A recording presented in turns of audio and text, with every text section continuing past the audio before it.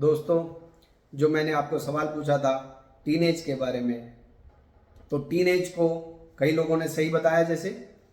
किशोर अवस्था कहते हैं। अभी जो किशोर अवस्था है, मैंने ये शब्द इसलिए चुना टॉपिक के लिए कि किशोर अवस्था की एक विशेषता है।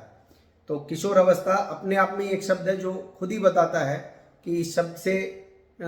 उस उम्र की पड़ाव में है व्यक्ति,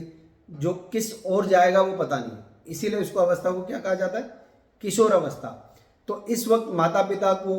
ध्यान में रखना चाहिए बच्चों को कि वो किसी गलत संगति में या किसी गलत ओर नहीं निकल जाए, इसीलिए उसको संबोधित किया जाता है टीनेज को अपने हिंदी में किशोर अवस्था से।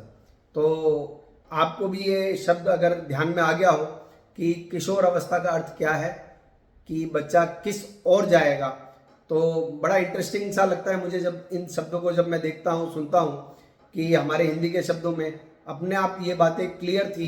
कि इस वक्त सावधानी रखनी है कि बच्चे का जो डेवलपमेंट हो रहा है, वो जिस संगति में पढ़ रहा है, उसके जो मेंटल डेवलपमेंट हो रहा है, फिजिकल डेवलपमेंट हो रहा है, तो उस वक्त बड़ी सावधानी से उसको संस्कारों से, धर्म से जोड़ के रखना, उसके पढ़ाई से, उसके फ्यूचर से कैलिब्रेट करके रखना, उससे उसका फोकस रखना, ये बड़ा ज़रूरी था।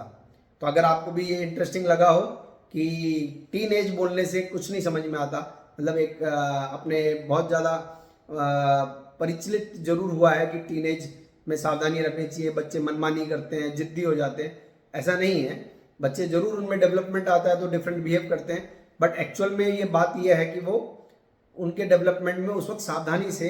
वो कच्चे गड़े की तरह हैं, उस वक्त उनको अपने को सावधानी से फोकस रखना है, गलत संगति में नहीं पड़े, गलत रास्ते पे नहीं चले।